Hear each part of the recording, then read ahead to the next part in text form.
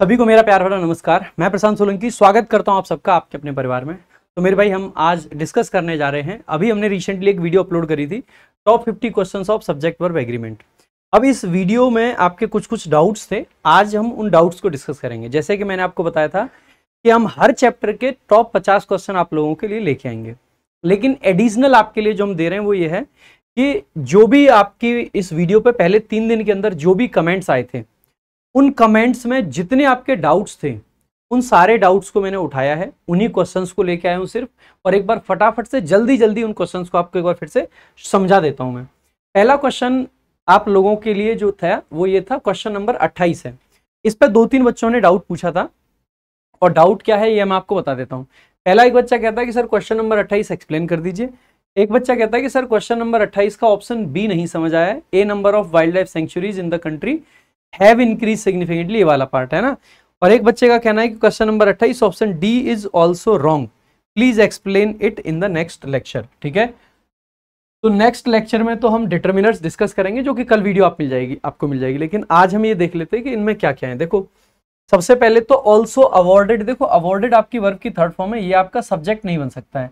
By preposition है जिसका object है द प्रेसिडेंट, तो ये तो ऑब्जेक्ट है। इसका मतलब है वॉज जो आपकी वर्ब है, इसके लिए सब्जेक्ट क्या है, तो आप कहोगे अ नंबर ऑफ पीपल।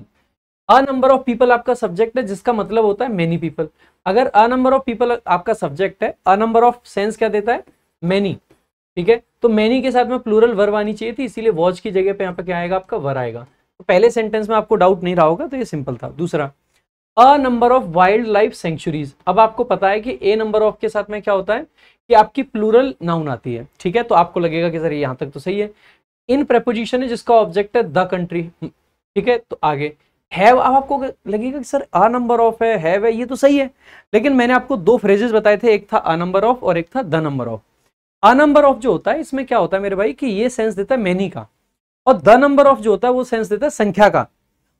अब आप खुद से देखिए मेरे भाई, हम क्या कहना चाहते हैं, सेंचुरीज बढ़ गई है क्या, उनका साइज बढ़ा है, या हम ये कहना चाह रहे हैं कि बहुत सारी मतलब जो सेंचुरीज है उनकी संख्या बढ़ गई है।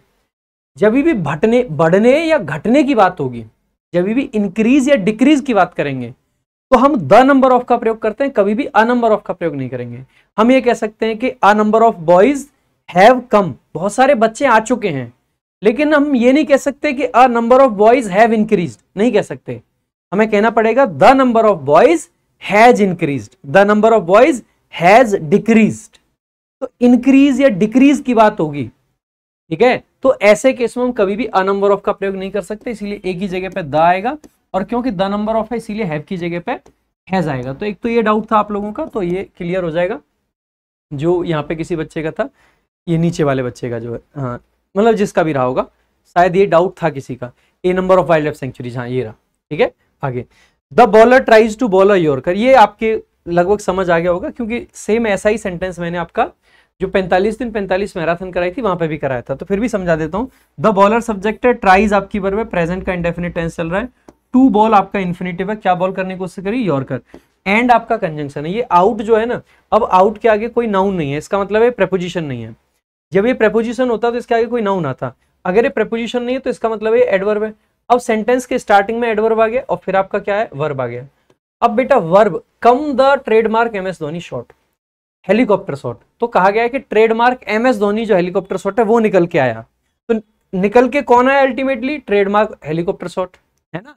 तो हेलीकॉप्टर शॉट आपका सब्जेक्ट है, इस हिसाब से देखा जाए तो कम्स लिखना पड़ेगा, ना कि कम।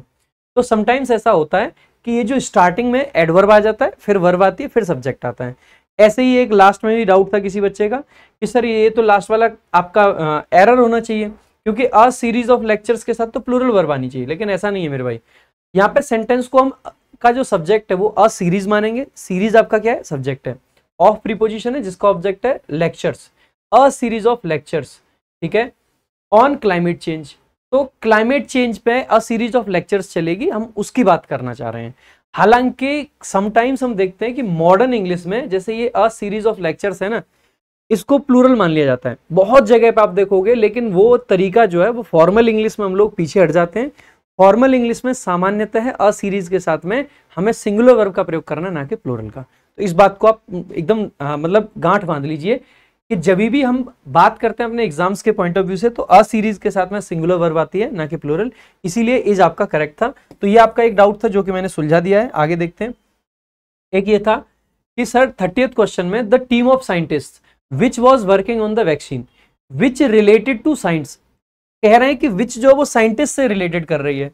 तो अगर फिर वहां पे साइंटिस्ट को दिखा रही है तो ऐसे केस में तो सर प्लूरल वर्ब आनी चाहिए। मेरे भाई मैंने आपको ये समझाया था कि जरूरी नहीं है कि ये जो विच है वो साइंटिस्ट के लिए आए, विच तो हो सकता है टीम के लिए आए। और एक बात बताइएगा, साइंटिस्ट तो पीपल होते हैं, अगर पीपल होते तो यहाँ पे हु आना चाहिए या विच आना चाहिए? आप कहोगे सर अगर ये पीपल होते हैं तो ऐसे केस में हु आना चाहिए था। अगर विच लगाया है तो we are talking about the team which was working, ठीक है, the team which was working. तो इसीलिए यहां पे हम ये कह सकते हैं कि क्योंकि टीम के लिए आया इसीलिए वॉज आपका एकदम करेक्ट है, इसमें कोई भी दिक्कत आप लोगों को नहीं होनी चाहिए, ठीक है। तो ये सिंपल था आपका, तो ये आपका नो एरर था, ठीक है। तो इसमें भी एक बच्चे ने पूछा था तो ये सिंपल था। आगे देखते हैं। क्वेश्चन नंबर 34 में भी डाउट था, the horse and the carriage. अब इनका कहना था कि सर द हॉर्स और कैरेज वाले सेंटेंस में यहां पे आपने कहा कि सर यहां से द को हटा के और ये सिंगुलर वर्ब, ठीक है, मैंने यही समझाया था आप लोगों को। लेकिन इनका कहना है कि सर इसको प्लूरल मान के इसको प्लूरल क्यों नहीं कर सकते, यहाँ पे हैव क्यों नहीं कर सकते?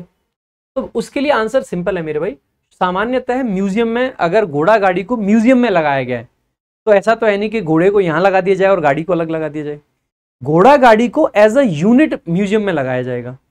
भाई म्यूजियम में घोड़ा गाड़ी है तो कैसे होगी कि घोड़ा अलग और गाड़ी अलग? नहीं, मतलब वो दोनों एक साथ होंगे। अगर एक साथ होंगे तो इनको एक यूनिट के तरीके से देखना, अगर यूनिट के तरीके से देखेंगे तो आर्टिकल एक ही बार आएगा। आप देखो ना म्यूजियम में ऐसा थोड़ी नहीं है कि घोड़े को दरवाजे पे बिठा दो, गाड़ी को अंदर कर दो। चीजें एक साथ होती हैं तभी तो लोग रिलेट कर पाएंगे। जो लोग विजिट करने आएंगे, देखने आएंगे, वो एक जगह घोड़े को देखें और एक जगह गाड़ी को देखेंगे, उनको समझ ही नहीं आएगा कि क्या हो रहा है यहाँ पे। तो ये दोनों चीजें एक साथ रहेंगी तो एक यूनिट के तरीके से काम करेंगी, ठीक है। नाउ अगला आपका जो क्वेश्चन था वो था question number 39, the equipment used in these factories.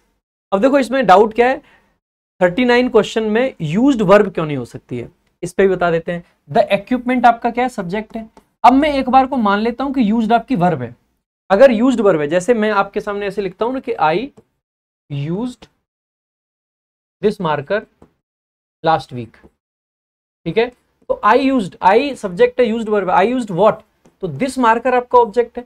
अब ये तो कुछ कर रहा हूं मैं, ठीक है, मैं I am the doer, so I used this marker. लेकिन क्या the equipment used, equipment used what, कुछ यूज नहीं करा। तो ये आपकी वर्ब अगर होती तो इसका ऑब्जेक्ट होता कि इक्विपमेंट ने क्या यूज किया। क्या मैं ये कहना चाहता हूं कि इक्विपमेंट ने कुछ यूज किया? The answer is no. मैं कहना चाहता हूं इक्विपमेंट जिसको यूज किया गया, the equipment that was used. तो दैट वाज यूज्ड ये पूरा का पूरा क्लॉज बनती और इसको रिड्यूस करके हमने एक पार्टिसिपल यूज्ड लिख दिया है, इसीलिए यहां पे यूज्ड आपका पार्टिसिपल है, ना कि कोई वर्ब। नेक्स्ट देखते हैं अगला क्वेश्चन। क्वेश्चन नंबर 42 पे और भी कई कमेंट थे और ये आपका एक जेन्युइन डाउट था। यहां पे मैंने भी बहुत जल्दबाजी में ध्यान नहीं दिया।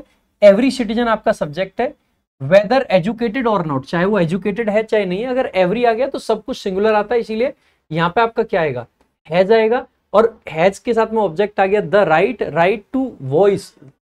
उनको राइट अपना जो अपना अधिकार है उसको वॉइस करना है। तो क्योंकि सब्जेक्ट सिंगुलर था तो देयर नहीं, यहाँ पे हिज का यूज होगा, जिसको शायद मैं उस दिन बताते बताते जल्दबाजी में मैंने मिस कर दिया था, ठीक है। तो ये वो था जो जल्दबाजी में मेरे से मिस हो गया था। तो यहाँ पे बिल्कुल हिज आपका करेक्ट है। तो जो बच्चे कमेंट कर रहे थे तो एकदम सही बात है, ठीक है। तो हिज आपका करेक्ट होगा। क्वेश्चन नंबर 48 है आपका, the captain as well as team. अब देखो भाई कह रहे हैं कि सर एज वेल एज की जगह पे एज गुड एज होगा, क्योंकि इन्होंने पढ़ा है कि एज के बीच में आपकी पॉजिटिव डिग्री आती है। भैया भाई वो अलग चीज है, ये एज वेल एज बस दो चीजों को जोड़ने के लिए आता है और ये एज वेल एज ही होता है, एज गुड एज नहीं लिख सकते यहाँ पे, ठीक है। तो ये सब्जेक्ट वर्ब एग्रीमेंट में एक फ्रेज होता है एज वेल एज, जो कि दो सब्जेक्ट को जोड़ता है, और ये एज वेल एज ही लिखेंगे, गुड नहीं लिख सकते हैं, ठीक है। तो इसका भी ध्यान रखेंगे। तो ये था हमारा एक नया इनिशिएटिव। आप एक बार कमेंट करके ये भी बताएं कि ये इनिशिएटिव आपको कैसा लगा। मैं जितनी भी वीडियोज आएंगी मैं कोशिश करूंगा कि जो भी आपके डाउट्स होते हैं उन डाउट्स पे एक स्पेशल आपकी वीडियो बना दी जाएगी। तो उस वीडियो के अंदर जो भी आपको लगता है कि जो आपको समझ नहीं आया है, जैसे अगली वीडियो आपकी डिटर्मिनर्स की आएगी, जो आपको लगे कि ये समझ नहीं आया आप उसी चीज को पूछ लीजिएगा। अगली एक स्पेशल डाउट्स की वीडियो 2 से 3 दिन के अंदर आपके लिए आ जाएगी।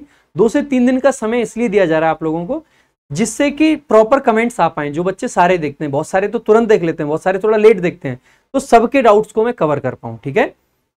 बाकी अगर आपको फिर भी कोई डाउट रह जाता है तो आप फिर पूछना, आपका भाई फिर से आपको बताने के लिए तैयार मिलेगा।